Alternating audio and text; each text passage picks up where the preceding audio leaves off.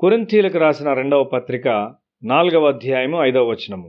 అంధకారములో నుండి వెలుగు ప్రకాశించునుగాక అని పలికిన దేవుడే తన మహిమను గూర్చిన జ్ఞానము యేసుక్రీస్తునందు వెల్లడిపరచుటకు మా హృదయములలో ప్రకాశించెను. ప్రభువైన యేసు పుట్టినప్పుడు దేవుని వెలుగు ప్రకాశించింది. ప్రభువు ఎదిగి పరిచర్య చేయుచుండగా అనేకులు వెలుగులోనికి వచ్చారు. యేసు యొక్క శిష్యులు మరియు క్రైస్తవ సంఘం యొక్క పరిశుద్ధులు సమాజమునకు సువాసనగా ఉన్నారు. వారు ప్రేమ మరియు పరిశుద్ధతతో నిండి ఉన్నారు. నేటి సమాజంలో కూడా పరిశుద్ధత కొరకు ప్రయాసపడే యవనులు ఒక తీయని సువాసనగా ఉన్నారు. రక్షకుని తిరస్కరించు ప్రజలు ఇశ్రాయేల్లో ఉన్నారని చదువుట విచారకరము. యెషయా 65వ అధ్యాయము 12వ వచనము. నేను పిలువగా మీరు ఉత్తరమియ్యలేదు, నేను మాట్లాడగా మీరు ఆలకింపక, నా దృష్టికి చెడ్డదైన దాన్ని చేస్తిరి, నాకిష్టము కాని దాని కోరితిరి. నేను ఖడ్గమును మీకు అదృష్టముగా నియమించుదును, మీరందరూ వధకు లోనగుదురు. కొన్ని కుటుంబాలు సంఘం కొరకు ఏదైనా ప్రయోజనకరమైన దాన్ని చేయలేకపోతున్నారు. తల్లిదండ్రులు తమ యవ్వనంలో దేవునికి సంతోషం కలిగించని విషయాలను ఎంచుకున్నారు. తల్లిదండ్రుల అవిధేయత వలన వారి పిల్లల్లో పరిశుద్ధాత్మ పనిచేయుటను ఆటంకపరచును.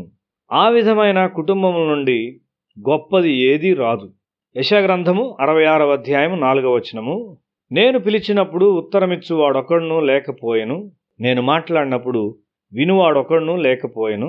నా దృష్టికి చెడ్డదైన దాన్ని చేసిరి, నాకిష్టము కాని దాన్ని కోరుకొనిరి. కావున నేనును వారిని మోసములో ముంచుదును, వారు భయపడు వాటిని వారి మీదికి రప్పించెదను. ఆత్మీయముగా ఉన్నతమైన వాటిని చేరుటకు నీచమైన పాపములు మాత్రమే ఆటంకముగా వచ్చునని మనము ఆలోచించవచ్చు. కాదు, దేవుడు పిలిచినప్పుడు జవాబు ఇవ్వకుండుట, దేవుడు మాట్లాడినప్పుడు వినకుండుట, దుష్టత్వమును చేయుచు దేవుడు చూచుట లేదని తలంచుట, దేవునికి ఇష్టము లేని వాటిని ఎన్నుకొనుట మన ఆత్మీయ ఎదుగుదలను ఆటంకపరచుటకు ఇవి చాలు. మన ప్రభువు నామములైన ఆశ్చర్యకరుడు, ఆలోచనకర్త, బలవంతుడైన దేవుడు, నిత్యుడగు తండ్రి మరియు సమాధానాధిపతి అని ఎరుగుట ఎంత అద్భుతము! నీ హృదయం మీద దేవుని వెలుగు ప్రకాశించుటకు అనుమతించినట్లయితే సాతాను ద్వారా, ఆచారముల ద్వారా నాటబడిన ప్రతి చెడ్డ తలంపును అది నాశనము చేయును. మన ప్రభు యొక్క నామం మీద లోతుగా ధ్యానించుము. కొరింథీయులకు రాసిన 2వ పత్రిక 4వ అధ్యాయం 5వ వచనము. అంధకారములో నుండి వెలుగు ప్రకాశించునుగాక అని పలికిన దేవుడే తన మహిమను గూర్చిన జ్ఞానము యేసుక్రీస్తునందు వెల్లడిపరచుటకు మా హృదయములలో ప్రకాశించెను. దైవ భయము లేని తల్లిదండ్రులు మరియు బంధువుల ద్వారా విత్తబడిన తప్పైన తలంపులను బట్టి చీకటిగా చేయబడిన మన హృదయాల్లో వెలుగు ప్రకాశిస్తూ ఉన్నది.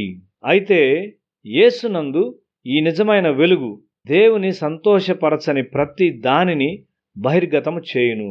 క్రీస్తు ఆత్మకు వ్యతిరేకముగానున్న ప్రతి దాన్ని విడిచిపెట్టి నీవు ఆ వెలుగునకు తప్పక విధేయత చూపవలసి ఉన్నావు. ఆ విధమైన విధేయత మానవుల్లో నుండి దేవుని కుటుంబంలోనికి ఇతరులను సంపాదించగల గొప్ప దైవజనులను తయారు చేయగలదు. పరిశుద్ధుల స్వాస్థ్యాన్ని నీవు అనుభవిస్తావు. నీ గ్రహింపుకు మించిన సమాధానం నీలోనికి వస్తుంది. అది నీలో ఒక క్రొత్త నిరీక్షణను సృష్టించును. స్వాభావికముగా దేవుని సంతోషపరచు విషయాలను ఎంచుకొను స్థాయికి నీవు వస్తావు.